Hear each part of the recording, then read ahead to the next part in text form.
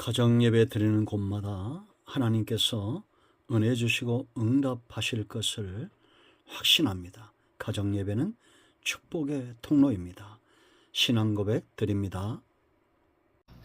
나는 전능하신 아버지 하나님, 천지의 창조주를 믿습니다.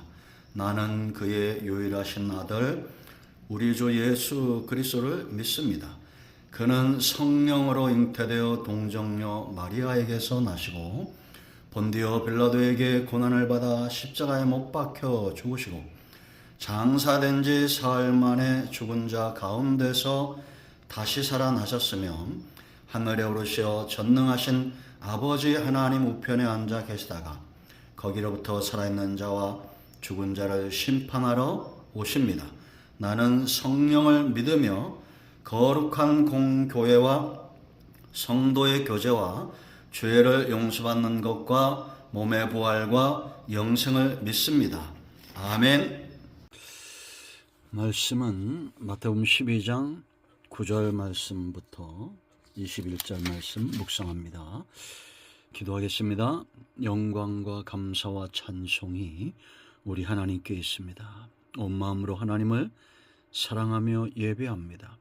가정마다 모여 예배하고 찬송할 때 하나님께서 은혜와 응답으로 함께하여 주시기를 원합니다.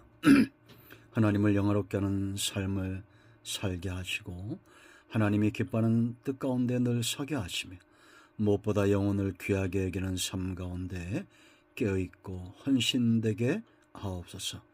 종을 낮추시고 겸손하게 하시고 오직 말씀의 도구만 되기를 원합니다. 예수님의 이름으로 사모하며 기도합니다. 아멘. 자, 9절 봅니다.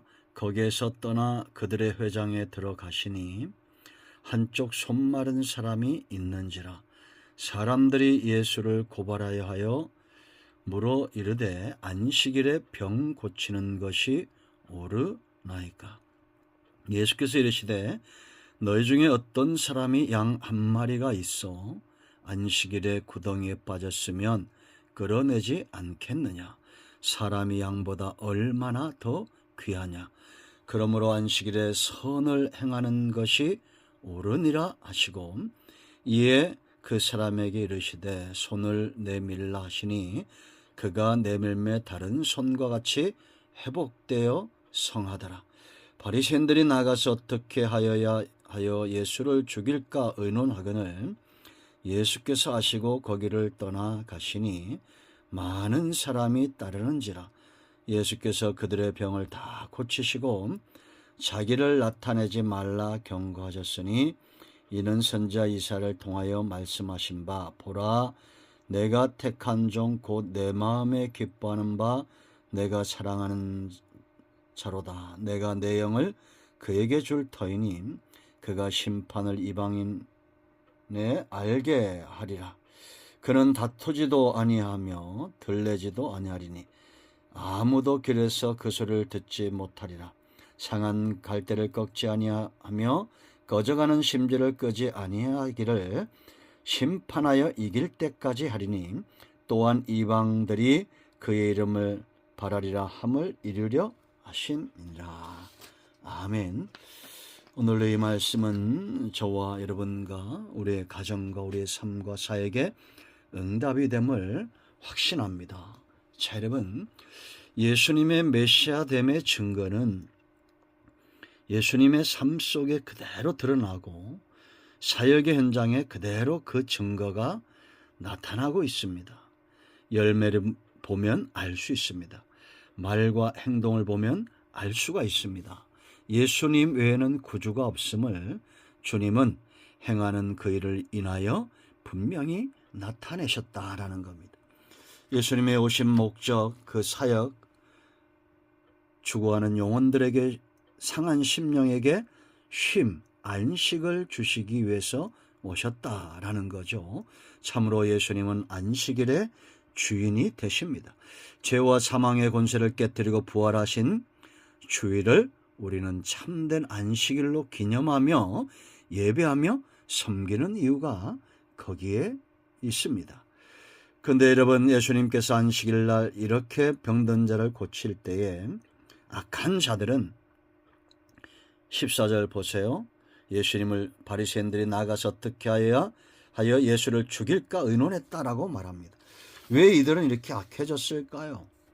45절에 있는 대로 이 악한 세대이기 때문에 이 악한 세대를 7 귀신 들린 자들에게 비유하고 있습니다. 이에 가서 저보다 더 악한 귀신 7을 데리고 들어가서 거하니 그 사람의 나중 형편이 전보다 더욱 심하게 되느니라. 이 악한 세대가 또한 이렇게 되리라. 여러분, 사람이 악해지는 것은 악한 영의 역사고 예수님처럼 선한 사역을 감당하는 것은 성령의 역사입니다. 예수님의 사역을 그 어떤 자들도 해방할 수 없었습니다. 주님의 마음을 움직이고 불의와 타협하지 않고 바쁘게 그 사역을 감당하신 이유가 있습니다. 오늘 본문에 크게 3가지가 발견되는데요. 성령의 사람은 이를 귀하게 여깁니다. 가장 먼저는 사람, 영혼을 귀하게 여겼다는 겁니다. 예수님이 손마른 자를 치유하자 이 바리새인들이 바로 반응을 하죠. 하여튼 악한 일에 빠른 반응이 바로 사단의 역사입니다. 안식일에 병 고치는 것이 옳으니까 제자들이 안식일에 하지 못할 일을 하였습니다 라고 고발했던 자들이 또 병 고치는 것이 옳으냐고 반문합니다. 이때 예수님이 하신 말씀이 11절에 예수께서 이르시되, 듣고 말씀하신 거예요. 너희 중에 어떤 사람이 양 한 마리가 있어 안식일에 구덩이에 빠졌으면 끌어내지 않겠느냐? 사람이 양보다 얼마나 더 귀하냐? 참으로 그렇지 않습니까? 여러분, 사람이 양보다 귀하죠. 예수님이 이들의 중심을 꿰뚫어 보고 너희 가운데 양이 한 마리가 있으면 그 한 마리 양이 얼마나 귀하겠느냐? 그 귀한 양이 구덩이에 빠지면 안식이라도 꺼집어내지 않겠느냐라는 겁니다. 여러분, 치유가 필요한 자들, 예수님을 모르는 자들은 구덩이에 빠진 양과 같은 존재입니다. 꺼집어내야 됩니다. 누가 꺼집어내겠어요? 주인이 꺼집어내는 겁니다. 그 백성을 긍휼히 여기는 자들이 주인의 마음을 알아 꺼집어내는 거예요. 여러분, 이들은 정작 양을 위하면서 영혼을 귀하게 여기지 않는 것을 지금 예수님이 책망하시는 거죠. 지옥이라는 구덩이에 사람들은 빠져 있습니다. 누가 이끌어내야겠습니까? 성령 충만한 사람, 거듭난 사람, 먼저 은혜를 체험한 사람. 어떤 사역이든 영혼을 귀하게 여기는 마음으로 감당해야 됩니다. 우리가 기도를 하거나 전도를 하거나 예배를 하거나 신앙생활 전반에 있어서 사람은 2 종류입니다. 구덩이에 빠진 자들과 그들을 이끌어낼 힘과 능력이 있는 자들입니다. 우리는 어떤 쪽에 있어야 되겠습니까? 구덩이에 빠진 영혼들을 버려두지 마세요. 이끌어내어야겠습니다. 기도해야 됩니다. 감당해야 됩니다. 자, 2번째, 예수님이 타협하지 않는 이유, 예수님의 마음이 움직이고 쉬지 않고 빨리 그 사역을 감당했던 이유는 하나님께서 택하신 기뻐하는 종이기 때문입니다. 종처럼 낮아지셨어요? 사람처럼 낮아지셨어요? 종으로 이 땅에 오신 겁니다. 보냄을 받은 자로 성부 하나님께 파송을 받아 이 땅에 오신 거예요.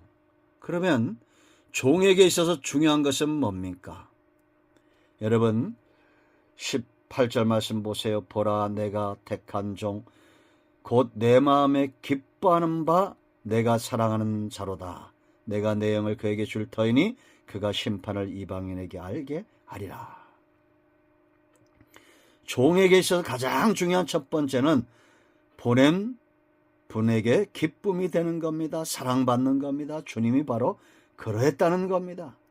하나님께서 기뻐하시고 하나님이 사랑하셨던 종으로서의 감당하셨던 예수님입니다. 심지어는 병든 자들을 치유하시고도 여러분 16절 보세요. 자기를 나타내지 말라 경고했다는 겁니다. 이는 선자 이사야를 통하여 말씀하신 바 아까 말씀드렸죠. 그래서 여러분 19절 말씀 보면 그런 다투지도 아니하며 들레지도 아니하리니 아무도 길에서 그 소리를 듣지 못하리라. 여러분 종은 소리 없이 순종에 강해야 돼요. 자기를 내세우면 안 됩니다. 주인을 내세워야 돼요. 주인의 영광을 드러내야 됩니다. 오늘날 저와 여러분의 삶도 마찬가지입니다. 영혼을 귀하게 여깁니까? 그렇다면 우리가 주인을 귀하게 여기고 나 자신을 드러내지 않고 하나님의 기쁨이 되고 사랑받는 종이 되기 위해서 순종해야 됩니다. 근데 많은 사람들이 자기를 드러내죠. 자기의 영광을 드러냅니다. 그들은 악하고 패역한 세대에 살고 있는 자들입니다. 먹기를 탐하고 마시기를 탐하는 그런 자들이죠. 배가 신이 되어져 버렸습니다. 우리는 무엇을 하든지 하나님의 영광을 위하여 해야 될 줄로 믿습니다. 하나님의 기쁨이 되는 종, 사랑받는 종, 그것이 바로 주님이 바쁘신 이유였고 마음이 움직이는 이유였고 악한 자들과 타협하지 않고 사명을 감당했던, 사역을 감당했던 이유입니다. 자, 세 번째 중요한 이유가 있어요. 왜 예수님께서 그 마음을 움직이시고 불의와 타협하지 않고 바쁘게 그 사역을 감당했느냐? 자, 20절 보세요. 상한 갈대를 꺾지 아니하며 꺼져가는 심지를 끄지 아니하기를. 상한 갈대와 꺼져가는 심지는 치유가 필요하고 회복이 필요한 하나님의 백성들을 말합니다. 그 다음에 뭐라 했습니까? 심판하여 이길 때까지 할 것이다.